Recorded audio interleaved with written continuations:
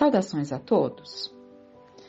Nesses tempos difíceis em que vemos tantas pessoas angustiadas, desalentadas, levando os seus dias como se estivesse carregando e sentindo realmente um fardo muito pesado, tal estado de sentimentos de pessimismo, de falta de confiança, que chega a ser quase que uma indiferença, pela vida, no sentido de que não se luta para melhorar esse quadro, essa situação, porque nunca podemos viver dessa forma, sem que acordemos pela manhã pensando, graças a Deus, mais um dia de vida. Mas está ocorrendo muito, a tantos, o pensamento, meu Deus, mais um dia de vida. Então tudo isso é muito preocupante, tudo isso requer que estejamos atentos a nós mesmos, estejamos atentos com todos que estão ao nosso redor, para que consigamos todos sair dessa faixa vibratória de pessimismo, em que não conseguimos perceber que a vida é a grande oportunidade e que a dor é a bênção que Deus envia aos seus eleitos, e o sofrimento sim, é a forma como encaramos os desafios que chegam na forma de dor.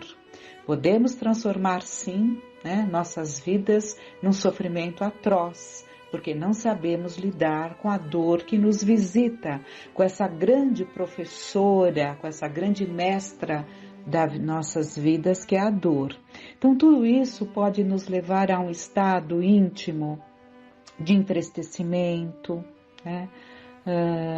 numa depressão que muitas vezes não se faz ali daquela forma como alguém que não sai da cama, mas que carrega sempre aquele coração pesado, vendo tudo muito nebuloso, sem perspectiva, coisas que antes davam muito prazer já não dão mais, Então que nos observemos bastante nesse sentido e que entendamos o que seja o suicídio, Porque o suicídio não é apenas aquele que fica alimentando, ele vai alimentando esses pensamentos, qualquer dia eu tiro minha vida, Tomarmos muito cuidado com isso, porque uma hora vamos tirar. A partir do momento que vamos alimentando determinados pensamentos, determinados sentimentos, uma hora nós executamos. Então, muito cuidado com esses pensamentos. Mas, além de tudo isso, há o descaso que temos em relação a nós mesmos. Então, tudo isso preocupa muito, porque não só o suicídio propriamente dito está em número alarmante, como a previsão, pela Organização Mundial da Saúde, é de que seja a primeira causa em poucos anos. Em 2030, já será a primeira causa das mortes, superando as cardíacas e o câncer. Então, tudo isso é muito preocupante. Mas vamos trazer agora uma reflexão sobre outras situações que nos encaixam também como suicidas. Porque a falta de amor por nós mesmos também é um descaso pela vida, Então, a Joana de Ângeles nos traz no livro Alerta, e ela intitula Suicidas Também. Os vapores da ira cultivada perturbam o equilíbrio da emoção. Os tóxicos da angústia vitalizada envenenam os centros da harmonia psíquica. As viciações mentais ou físicas mantidas interferem no metabolismo fisiopsicológico. A insatisfação demorada desarticula o ritmo da máquina orgânica. A rebeldia sistemática dá gênese a enfermidades complexas. A ociosidade responde por inúmeros distúrbios psíquicos. A ansiedade contínua leva às alienações. O ciúme envilece o caráter e desconcerta a vida.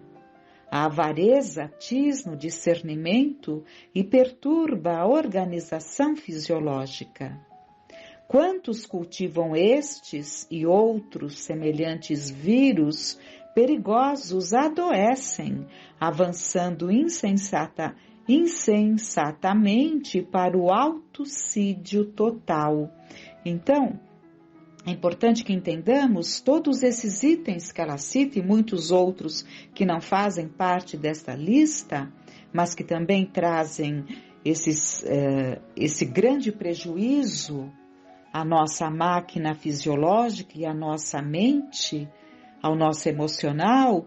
Tudo isso antecipa a nossa volta, tudo isso desenvolve doenças, antecipando até doenças que teríamos muitas vezes, porque está ali latente em nós, mas que viriam, se viessem, mais adiante, né?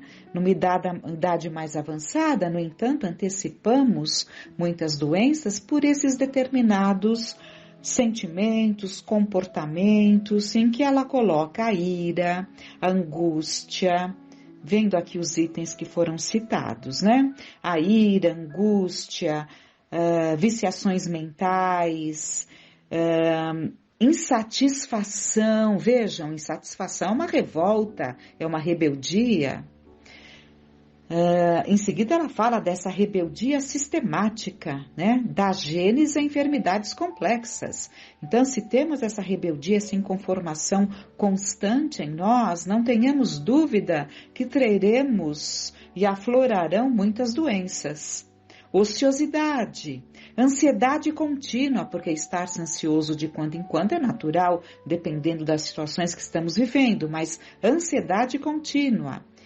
O ciúme, ele envilece o caráter e desconcerta a vida. A avareza, e são esses os itens que ela cita e ela continua. O suicídio que decorre do gesto alucinado, levando a vítima a perder os contornos da realidade, choca e produz comoção geral, né? E sempre que pensamos nisso, temos que compreender muito o suicídio, né? Ouvíamos há pouco um exemplo trazido por Divaldo, em que um companheiro a quem ele sempre aconselhava, né? Por conta dessas ideias, e ele aconselhava que ele nunca fizesse isso, mas um belo dia, por um descontentamento que ali, um comentário pequeno demais que foi feito, ele vai para o banheiro e se joga pela janelinha do banheiro. Mas depois, né, em espírito, ele tem a oportunidade de relatar ao Divaldo, depois de passado aquele período muito, muito difícil em que ele se sentia caindo. Tanto que a mãe dizia, se eu tivesse dinheiro, eu venderia esse apartamento porque eu não consigo parar de ouvir o grito que meu filho deu enquanto estava caindo e o barulho quando o corpo chegou no chão. E quando ele conversou, passado esse período, porque ele ficou por um tempo muito grande, desorientado, desconcertado, sentindo-se cair.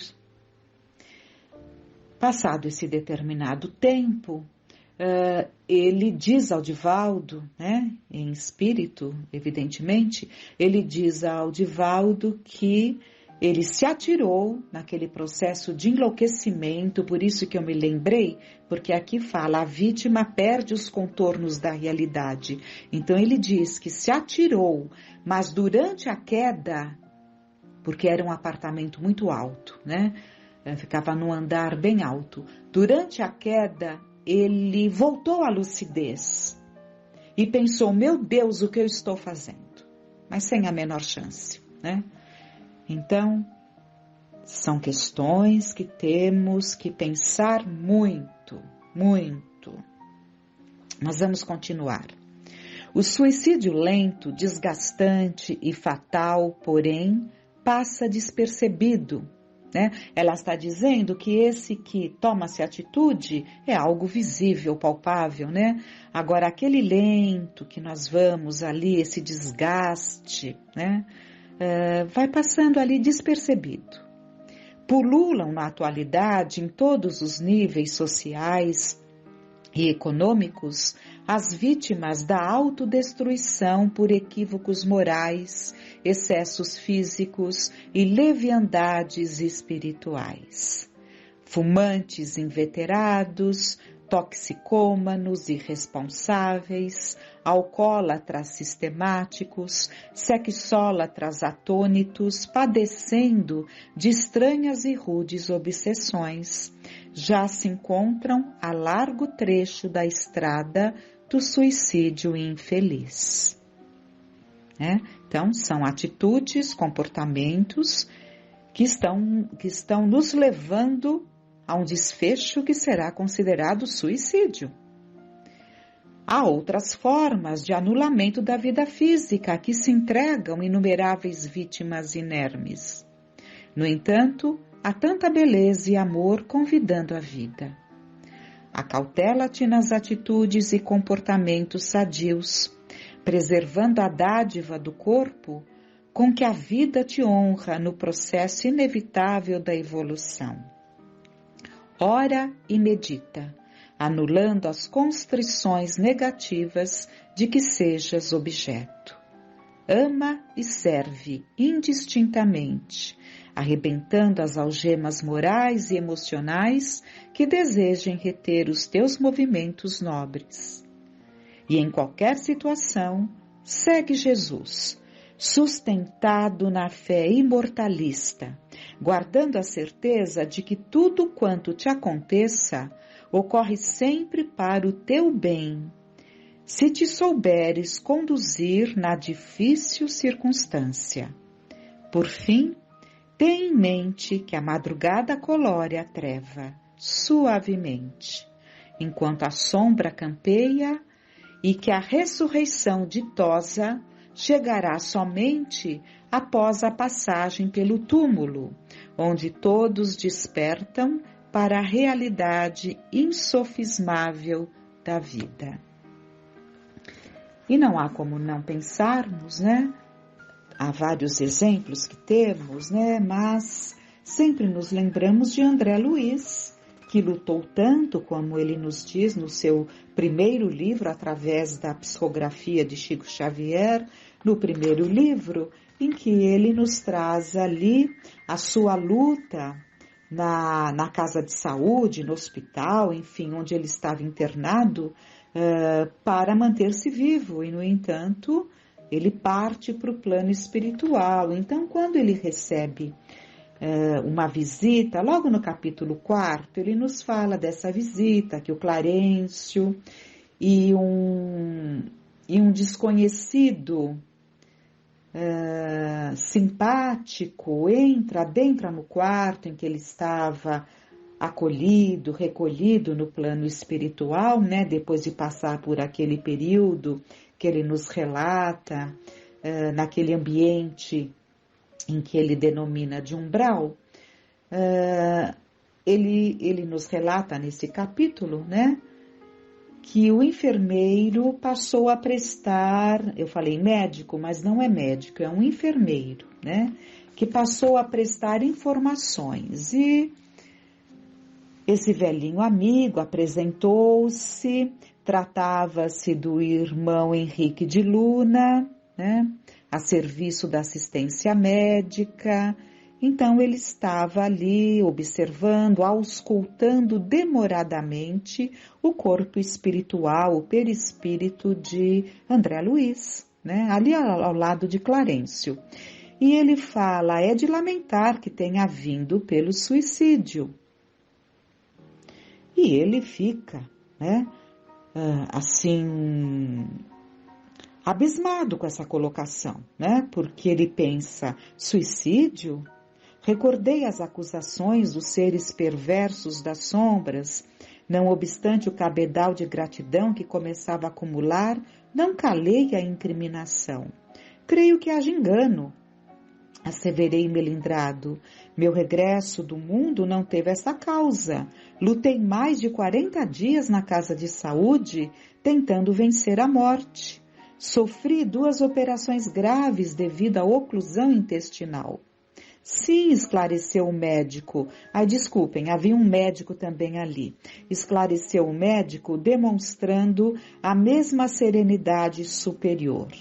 Mas a oclusão radicava-se em causas profundas. Talvez o amigo não tenha ponderado bastante.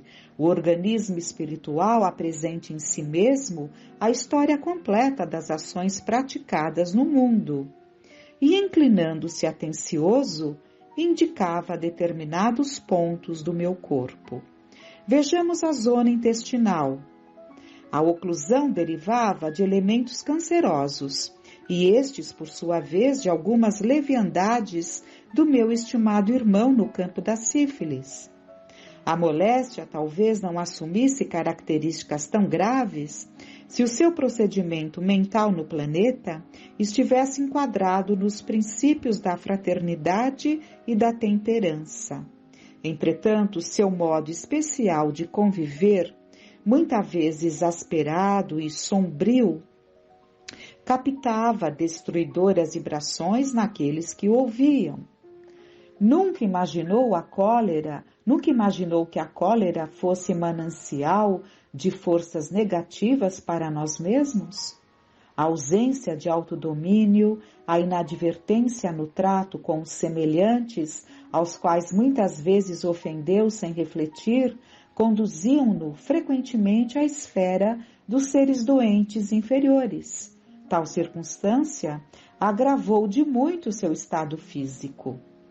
Depois de longa pausa, em que me examinava atentamente, continuou. Já observou, meu amigo, que seu fígado foi maltratado pela sua própria ação? Que os rins foram esquecidos com terrível menosprezo às dádivas sagradas? Singular desapontamento invadira-me o coração. Parecendo desconhecer a angústia que me oprimia, continuava o médico esclarecendo. Os órgãos do corpo somático possuem incalculáveis reservas, segundo os desígnios do Senhor. O meu amigo, no entanto, iludiu excelentes oportunidades, desperdiçando patrimônios preciosos da experiência física. A longa tarefa que lhe foi confiada pelos maiores da espiritualidade superior foi reduzida a meras tentativas de trabalho que não se consumou. Todo o aparelho gástrico foi destruído à custa de excessos de alimentação e bebidas alcoólicas, aparentemente sem importância. Devorou-lhe a sífilis energias essenciais. Como vê, o suicídio é incontestável. Meditei nos problemas dos caminhos humanos, refletindo nas oportunidades perdidas. Na vida humana, consegui ajustar numerosas máscaras ao rosto, talhando-as conforme as situações. Aliás, não poderia supor noutro tempo que me seriam pedidas contas de episódios simples que costumava considerar como fatos sem maior significação. Conceituar até ali os erros humanos, segundo os preceitos da criminologia. Todo acontecimento insignificante, estranho aos códigos, entraria na relação dos fenômenos naturais. Deparava-se-me, porém, agora, noutro sistema de verificação das faltas cometidas. E ele vai relatando, né, a tristeza que ele sentiu quando ele se deparou com essa verdade, né? E não é fácil, para ele foi uma grande surpresa, mas nós temos tido muito aprendizado, muitos alertas nesse sentido, né?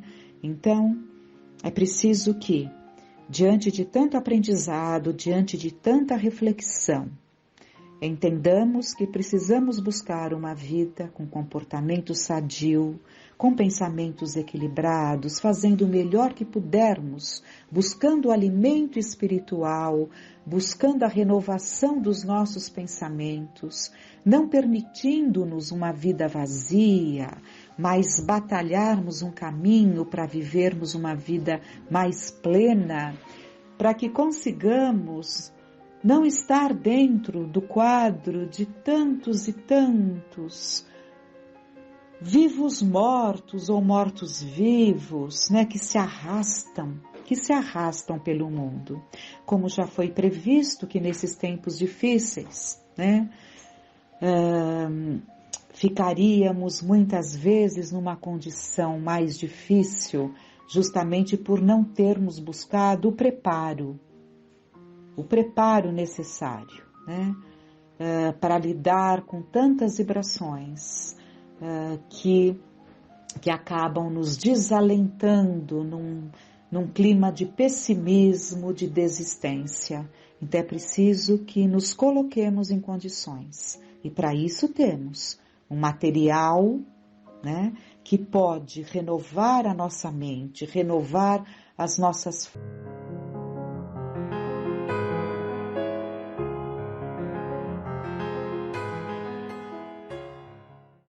Olá pessoal, tudo bem? Vamos seguir com o nosso livro, Conviver e Melhorar, como relacionar-se harmonicamente com diferentes personalidades. Já estamos na segunda parte do livro.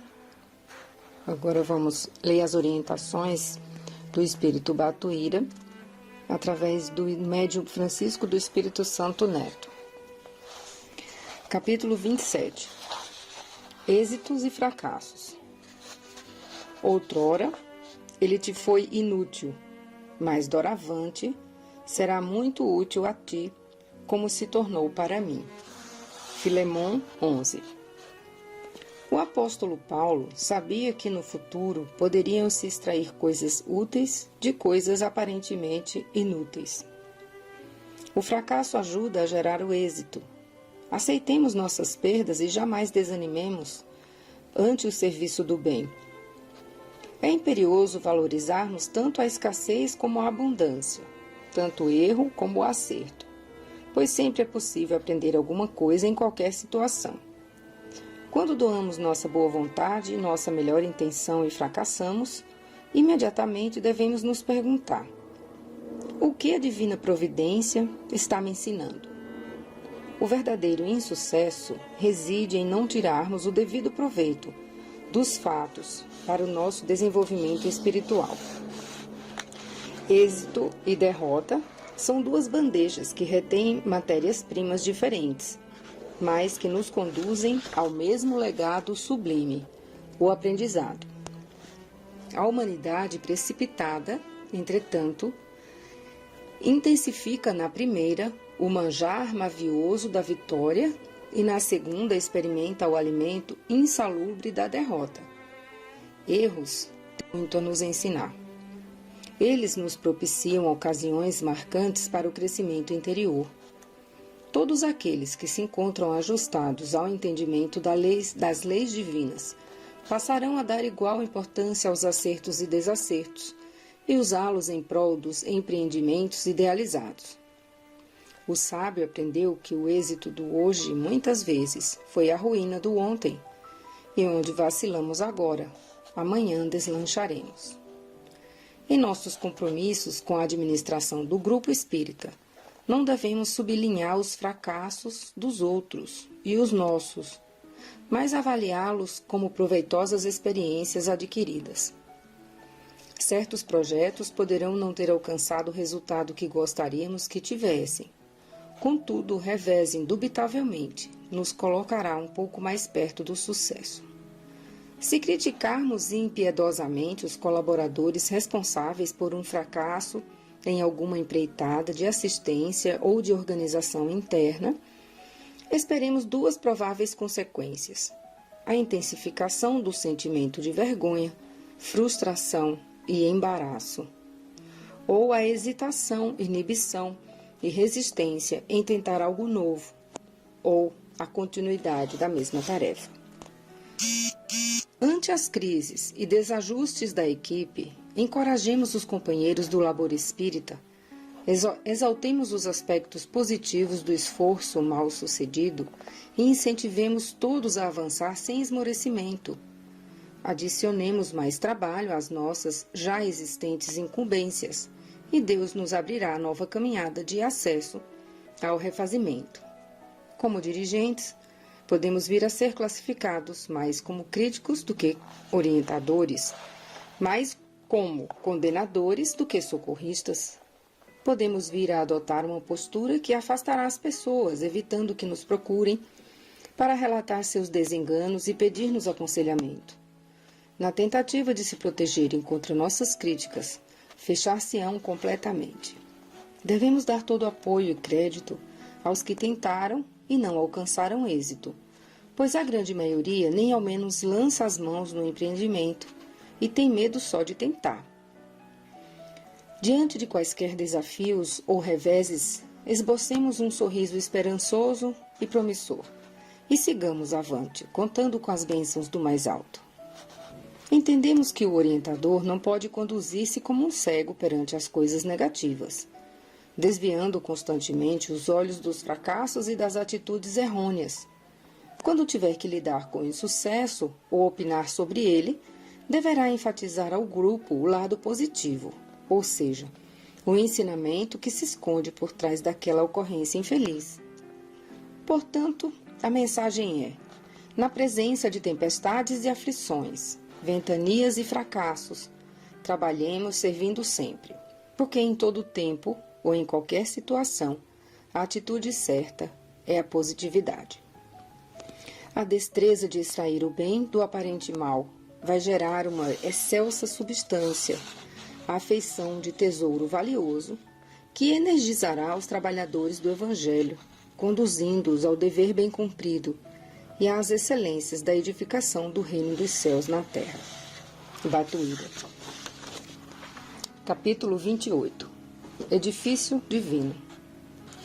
Todo o edifício se ergue em santuário sagrado no Senhor, e vós também, nele, sois coedificados, para serdes uma habitação de Deus no Espírito. Efésios 2, 21 e 22. O prédio de uma sociedade espírita não deverá fugir aos padrões usuais das construções de alvenaria existentes na comunidade. Sua arquitetura poderá acompanhar as linhas tradicionais ou atender aos aspectos modernos segundo o gosto e preferência de seus associados, observados, porém, em qualquer caso, os aspectos de nobreza e sobriedade. Entretanto, toda e qualquer instituição cristã deverá se apresentar sem ostentações arquitetônicas desnecessárias, resguardando a simplicidade, quer dizer, o bom gosto somado à discrição, à harmonia e à segurança. Quase sempre integramos de forma unilateral uma sociedade espírita, visualizando externamente com suas construções físicas, auditórios, salas, corredores, escritórios e demais acomodações, não dando a devida importância às suas construções invisíveis. Na maioria das vezes, não registramos claramente a influência benéfica que assimilamos, automática e inconscientemente, no contato com a mensagem inarticulada que paira sobre suas dependências. O amor dirigido às pessoas, o hábito saudável e cotidiano da prece, a tarefa do intercâmbio espiritual socorrista, a divulgação da boa nova, o serviço do passe e a relação de fraternidade ali desenvolvida, impregnam as paredes físicas de substâncias curativas, além de aumentarem as possibilidades de uso de recursos tecnológicos utilizados pela espiritualidade maior em benefícios dos frequentadores. Somos atingidos sem interrupção por forças energéticas extremamente fortes e positivas, oriundas de nosso intercâmbio com a invisibilidade na casa espírita.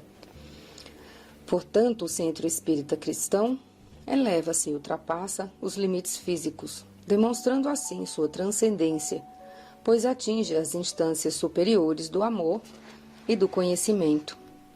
Educandário de luz, favorece o raciocínio lógico aliado ao bom senso, bem como o enobrecimento da intelectualidade, proporcionando às mentes o conhecimento superior. Oficina da caridade. Fornece agasalho, roupas, farnéis, remédios, alimentando e protegendo os que vivem na penúria e na nudez.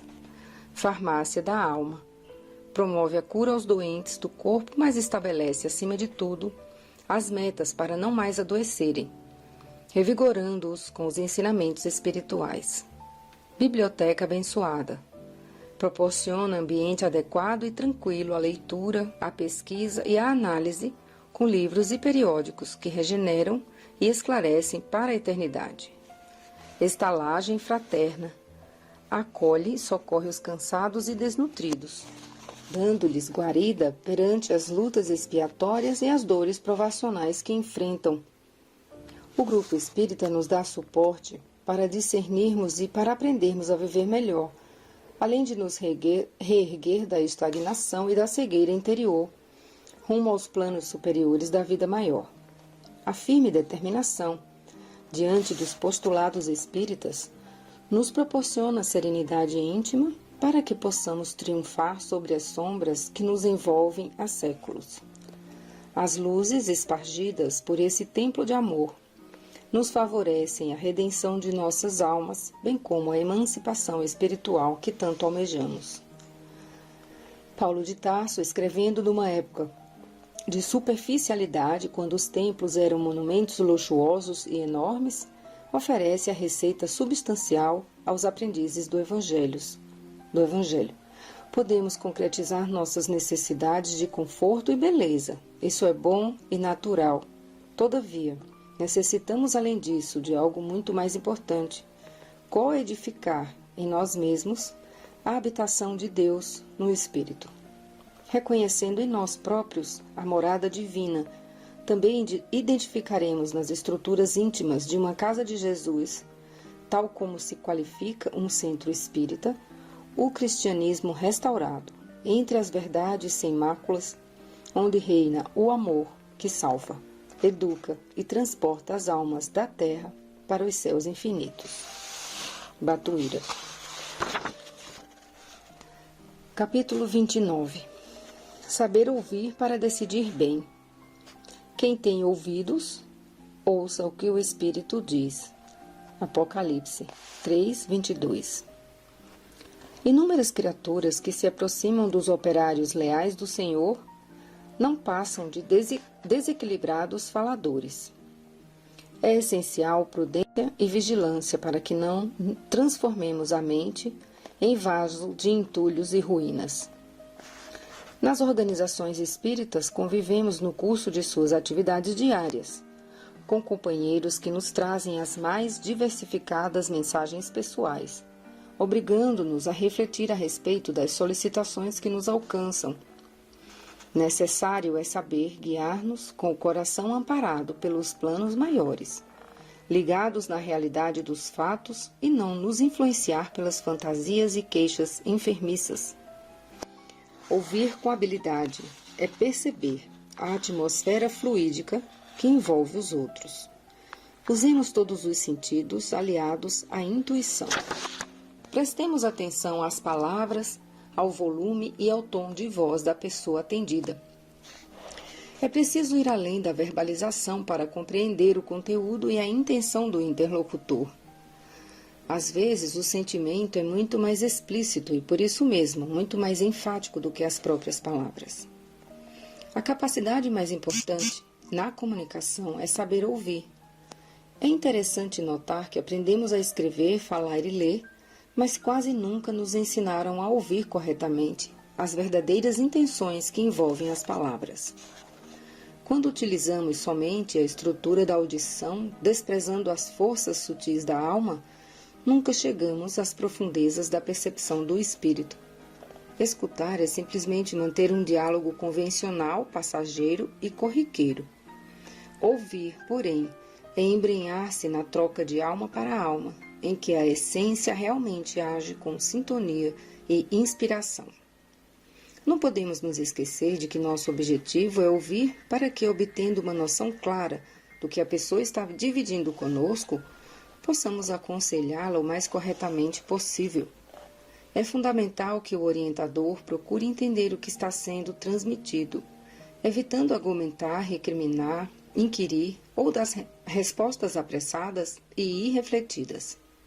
Quem orienta deve aprender a captar, tanto visual como auditivamente, controlando suas emoções e a tendência de responder antes que a criatura termine sua exposição. Para podermos induzir uma comunicação aberta entre companheiros que nos procuram, comecemos antes de tudo por nós mesmos. Sejamos francos e acessíveis nos contatos pessoais. Se o dirigente se fechar ou mostrar-se reservado, certamente encontrará a mesma dificuldade no comportamento do outro. A prece, aliada à inspiração dos bons espíritos, dará o significado e a verdadeira intenção do intercâmbio verbal. Em nossas atividades evangélicas, o êxito do atendimento depende da atenção ao que foi dito ou feito, bem como da forma como agimos e auxiliamos diante do problema relatado. O apóstolo João recomenda a necessidade de ouvir o que o Espírito diz.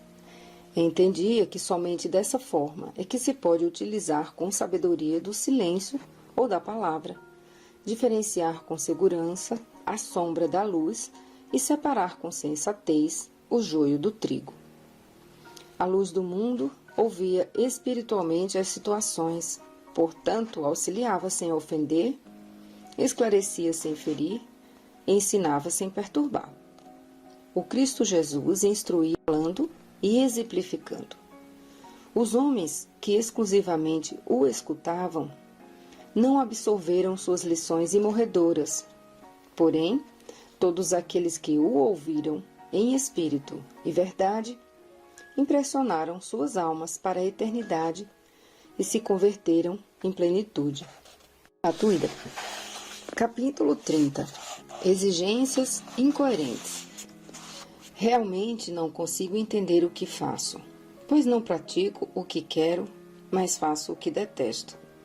Ora, se faço o que não quero, eu reconheço que a lei é boa. Romanos 7:15. Como todas as criaturas, também os trabalhadores do Evangelho, à maneira de Paulo de Tarso, trazem dentro de si grandes conflitos. Cada um tem experiências, capacidades, qualidades, sentimentos próprios, defeitos e antigas fraquezas.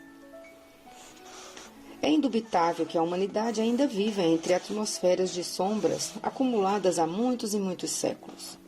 Já conseguimos admitir que, juntamente com os valores espirituais, cada um de nós carrega também inúmeras deficiências e dificuldades a serem vencidas. No entanto, se já conseguimos perceber que todos temos áreas problemáticas a vencer, respeitemos os conflitos de nossos companheiros de seara evangélica, dispostos a cooperar, atribuindo-lhes tarefas condizentes com suas virtudes para evitar que suas lutas interiores interfiram nas decisões organizacionais da casa espírita. Ao verificarmos a observação de Paulo, é necessário socorrer a nós mesmos. Os que fazem policiamento da vida do próximo descuidam de sua conquista espiritual, que lhes cabe exclusivamente realizar. O problema da sublimação das almas, por isso mesmo, é difícil de ser resolvido, porque desviamos constantemente a atenção sobre nossas vidas para reparar e corrigir as dificuldades alheias. O apóstolo, quando proclama "não consigo entender o que faço, pois não pratico o que quero, mas faço o que detesto", quer dizer, o que almeja é a jornada redentora da qual tem plena consciência, mas faz o que detesta, isso é, sente vibrações adversas que convertem o campo íntimo em zona de batalha. Paulo conhecia a lei em profundidade, razão pela qual estava tão ciente da luta que se instalara em sua intimidade, sentindo as pelejas entre o homem velho e o homem novo. Se o apóstolo dos gentios enfrentava semelhantes conflitos, sofrendo o aguilhão da dor moral, que dizer da esmagadora maioria, ainda iniciante na doutrina do Cristo? Não cabe aos dirigentes espíritas fazer tribunal impiedoso de julgamento e crítica à vida dos outros. Antes, compete-lhes conceder a este local tempo e recursos para que possam desenvolver seus potenciais adormecidos e, consequentemente, realizar conquistas evolucionais sem exigências incoerentes.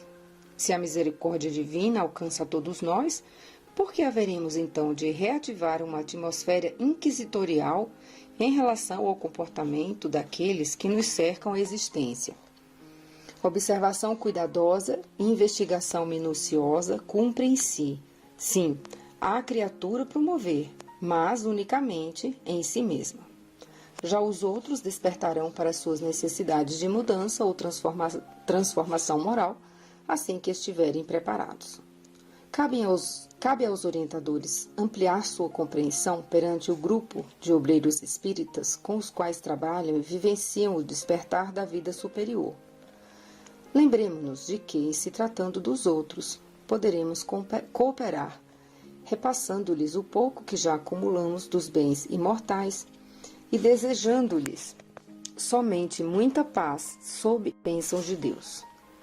No momento aprazado, tomarão contato com a sabedoria divina de onde saíram e para onde haverão de voltar um dia. Batuíra. Espero que possam aproveitar as orientações. Uma boa semana a todos.